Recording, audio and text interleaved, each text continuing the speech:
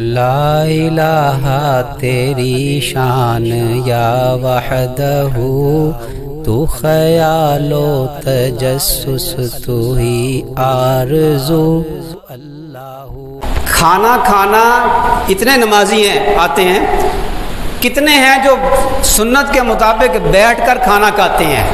بیٹھنے کے کھانا کھانا، نیچے زمین پر بیٹھ کے کھانا کھانا سنت ہے۔ ڈائننگ ٹیبلز ہمارے گھر میں آ گئی ہیں اور جناب کوئی حرج نہیں، یہ مسئلہ ہم نے یاد کر لیا، جو شیطان نے پٹی پڑھا دی، کوئی حرج نہیں، ڈائننگ ٹیبل پہ کھانا کھانے میں کوئی حرج نہیں، سنت سے تو محرومی ہو گئی۔ نیچے بیٹھ کر کھانا، عاجزی سے کھانا۔ آپ علیہ الصلوۃ والسلام دونوں پاؤں کے بل بیٹھے ہوئے کھانا کھا رہے تھے، اور کوئی آیا، کسی نے دیکھا تو اتنا روب طاری ہوا کہ وہ کپی طاری ہو گئی، اور کسی نے کہا کہ ایسے کھانا کھاتے؟ فرمایا ہاں، میں اللہ کا بندہ ہوں اور میں بندوں کی طرح کھانا کھاتا ہوں، عاجزی کے ساتھ کھانا کھاتا ہوں، غلاموں کی طرح کھانا کھاتا ہوں۔ دسترخوان چمڑے کا ہو، ریکسین کا ہو، کپڑے کا ہو، کسی چیز کا ہو۔ بعض علاقوں کے اندر ایسا رواج ہے، ہمارا بھی جانا ہوا ایک پروگرام تھا ایک دوسری جگہ پہ، ایک قصبے میں، تو کھانے کے لیے انہوں نے چادر بچھائی اور اسی کے اوپر انہوں نے رکھنا شروع کر دیا نا کھانا۔ میں نے کہا بھائی دسترخوان لاؤ، اب وہاں رواج یہی ہے، چادر بچھائی، اسی پہ بیٹھنا، اسی کے اوپر بیٹھ کر کھانا کھانا۔ میں نے کہا چادر لاؤ، دسترخوان لاؤ، اگر دسترخوان نہیں ہے تو چادر لے آؤ، چادر کو دورہ کرو اور اس کو دسترخوان بنا دو۔ ہم کہیں جاتے ہیں تو پھر کوشش ہوتی ہے کہ سنت کو رواج دیں۔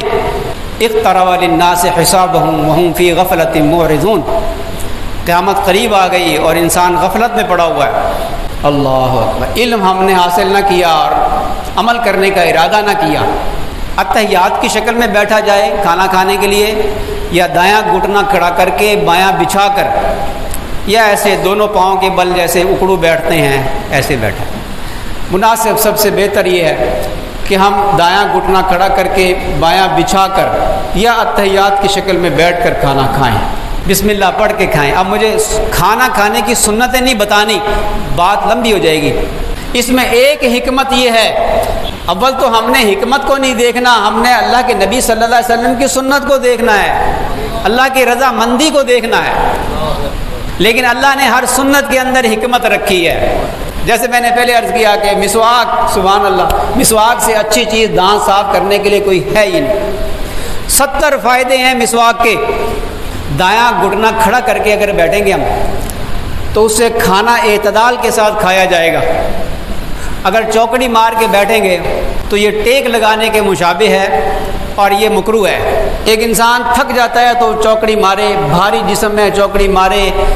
اب یہاں ہے کہ جائز ہے، لیکن جائز کا مسئلہ وہاں یاد رکھیں کہ جہاں ضرورت ہو، مجبوری ہو، ورنہ سنت بس۔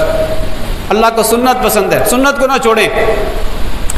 حضرت ابن مسعود رضی اللہ تعالیٰ عنہ فرمایا کرتے تھے کہ اللہ نے تمہارے لیے نبی کریم صلی اللہ علیہ وسلم کے ذریعے سے تمہیں وہ سنتیں عطا فرمائی ہیں جو سراسر ہدایت والی اور نور والی سنتیں ہیں، اور فرماتے تھے کہ ان سنتوں کو مضبوط پکڑو، اگر تم نے سنتوں کو چھوڑ دیا تو گمراہ ہو جاؤ گے، سنت کو ترک نہ کریں۔ میں جیسے پہلے عرض کرتا ہوں، سنت حلیے پر بڑا زور دیا ہے شریعت نے، لیکن آج ممبر سے بھی اس حلیے کا ذکر نہیں ہوتا۔ سر ڈھانپ کر بازار میں پھرنے کو برا سمجھا جاتا تھا۔ محدثین ایسے محدث سے حدیث نہیں لیتے تھے تو اس کو ضعیف فرماتے تھے جو بازار کے اندر ننگے سر پھر رہا ہو، کہ اس کے دل میں سنت کی اہمیت نہیں ہے۔ تو آج بھری مسجد کے اندر تقریباً میرا اندازہ یہ ہے کہ 50% لوگ ننگے سر نماز پڑھتے ہیں، ناپسندیدہ، مکروہ۔ اور ایک وقت تھا، وہ دور کی بات نہیں ہے، مسجدوں میں ٹوپیاں رکھی ہوتی تھیں، اس لیے کہ سنت کے ساتھ محبت پیدا نہیں ہوئی نا، کہ چلو جی نماز کے اندر ہی ٹوپی کو پہن لیں، اب ٹوپیاں نہیں ہیں تو ننگے سر۔ نصارہ کے ساتھ مشابہت ہوتی ہے، نصارہ ننگے سر عبادت کرتے ہیں۔ اللہ کے دربار میں آئیں تو اللہ کا پسندیدہ لباس پہن کے آئیں، اور یہ ٹوپی اور پگڑی لباس کا حصہ ہے۔ پریشانیاں دور کرنے کا سب سے بڑا نسخہ وہ اتباع سنت ہے۔ صبح شام کی دعائیں، اس لیے سکھائیں تاکہ درمیانی وقفے میں ہر بری چیز سے یہ محفوظ رہے۔ کئی منزل پر اترنے کی دعا سکھا دی کہ اس منزل میں اترو گے تو یہاں کے شر سے محفوظ رہو گے۔ گھر میں داخل ہونے کی دعا سکھا دی، جب گھر میں داخل ہوگے تو شر سے محفوظ رہو گے۔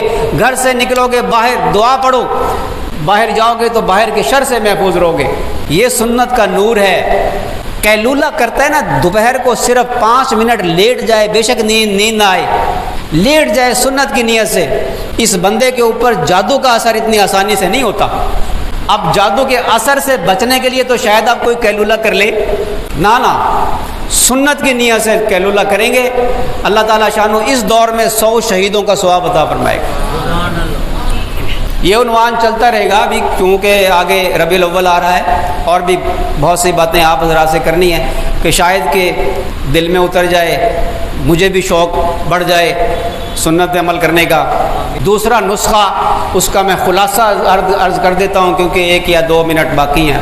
ہر بلا سے حفاظت کا ذریعہ وہ اللہ کے راستے میں خرچ کرنا ہے، بخل کا دور کرنا اور سخی بن جانا، اللہ سے مانگنا ہے اللہ مجھے سخی بنا دے اور ہر نیک کام کے اندر خرچ کرنے کی توفیق عطا فرما دے۔ صدقہ بلاؤں کو کھا جاتا ہے، فرمایا کہ اپنے بیماروں کا صدقے سے علاج کرو۔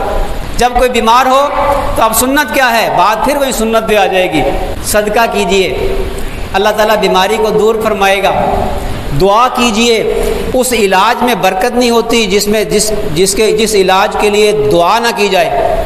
ایک بزرگ تھے، وہ جب بیمار ہوتے تھے نا تو ڈاکٹر کے پاس جاتے، اس کو بتاتے، اس سے نسخہ لکھواتے، اس کی فیس دیتے اور پھر میڈیکل سٹور پر آتے اور میڈیکل سٹور پر آ کے اس کو کہتے کہ جی یہ بتائیں جی اس کا بل کتنا بنا ہے۔ بل بنوا کے نا دوائی نہیں لیتے تھے، اور جتنا بل بنتا تھا وہ کسی غریب مسکین کو صدقہ کر دیتے تھے، اللہ تعالیٰ اسی پر صحت عطا فرما دیتا۔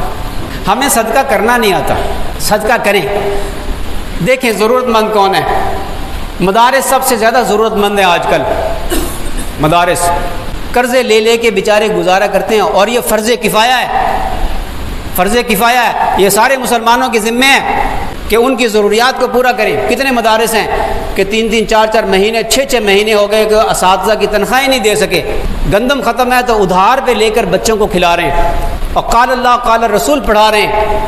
یہ ہمارا فرض ادا کر رہے ہیں، اور اگر انہوں نے چھوڑ دیا یہ کام اور کاروبار میں لگ گئے، ملازمت کرنی شروع کر دی، یہ اپنا تو کما لیں گے، گھر تو چلا لیں گے، لیکن ایک دین کا بڑا شعبہ جو ہے وہ متاثر ہوگا اور اس کی وجہ ہم ہوں گے۔ اس لیے مدارس کے ساتھ بھرپور تعاون کیا کریں۔